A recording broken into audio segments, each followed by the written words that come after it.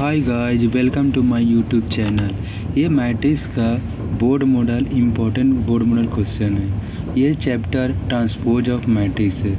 देखिए, ये question solve करना है। ए और बी मैट्रिक्स है और इसको वेरीफाई करना है, प्रूफ या वेरीफाई। आपको हिंदी में क्या है, सत्यापित करें। तो ए प्लस बी का होल डैश इक्वल टू ए। तो कैसे इसको बनाएंगे, ए से ए डैश निकाल लें ट्रांसपोज और बी से बी डैश और ए प्लस बी स्क्वायर। देखेंगे यहाँ पर से कैसा क्वेश्चन है, ए प्लस बी और ट्रांसपोज है ये। तो इसी तरह से पहले ए प्लस बी ऐड किए, ए प्लस बी आपका ये आया और ए प्लस बी का होल डैश आपका ये ट्रांसपोज है। तो इसको ट्रांसपोज करें तो रो को कॉलम में चेंज कर दिए और यहाँ पर आर एच एस देखते हैं। तो ये एल एच एस आपका आ गया। आर एच एस में क्या, ए डैश प्लस बी डैश है। तो इसको क्या करेंगे, ए से ए डैश आया और प्लस बी से बी डैश, दोनों को ऐड कर दिए तो ये आ गया। आपको देखेंगे कि दोनों इक्वल आया कि नहीं। इक्वल आया ए प्लस बी का होल डैश, तो आपका प्रूफ हो गया। ठीक है, ओके। इसी तरह से ये next question, A equal to B equal to दो मैट्रिक्स दिया हुआ है तो आपको वेरीफाई करना है। ए बी का whole dash equal to B dash into A dash. तो कैसे करेंगे, एल एच एस में ये है, ए और बी है तो मल्टीप्लाई पहले किया जाएगा, उसके बाद ट्रांसपोज है। तो पहले मल्टीप्लाई करने पर ये आया और उसके बाद ट्रांसपोज किए।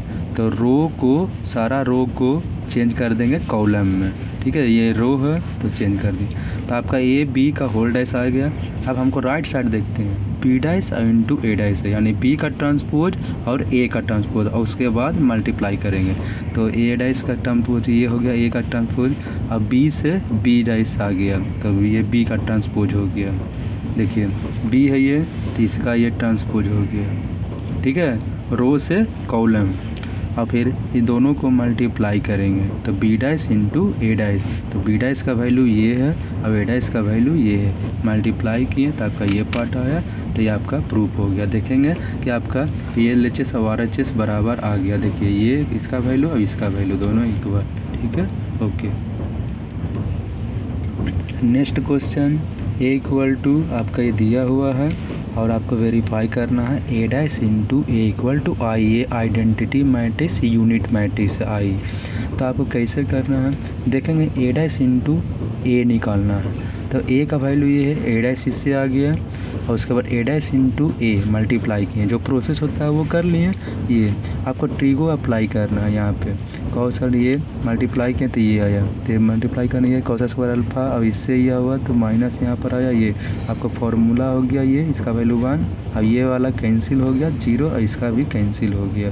Sine alpha cos alpha sine alpha ऐसा कैंसिल ये आ गया। तो इसी को हम लोग यूनिट मैट्रिक्स, आइडेंटिटी मैट्रिक्स बोलते हैं। सिंबल आई है, जैसे डायगोनली 1 1 और यहाँ पे स्क्वायर मैट्रिक्स में आपका होता है यहाँ पे 0 होगा।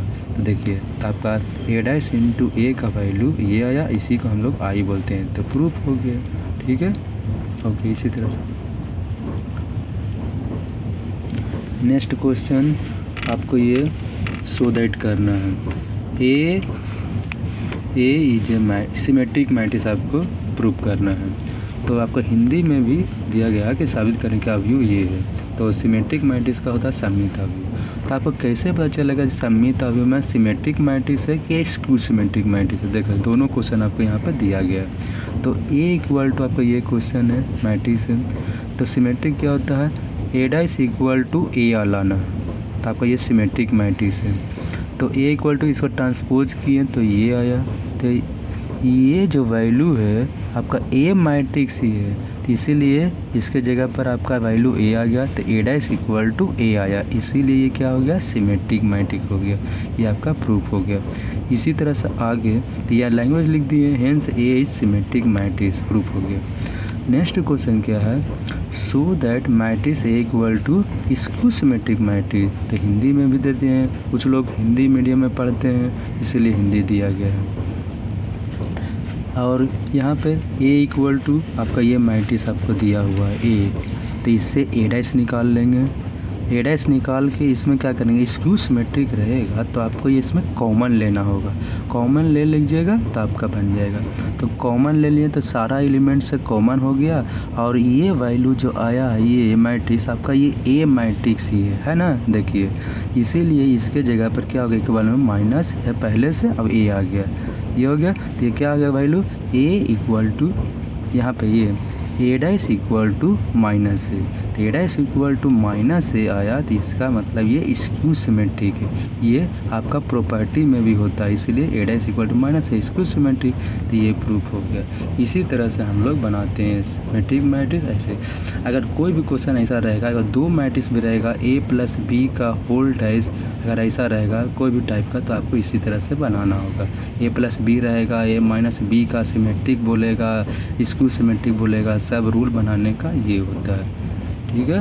ओके, और लाइक शेयर एंड कमेंट करेंगे, ठीक है।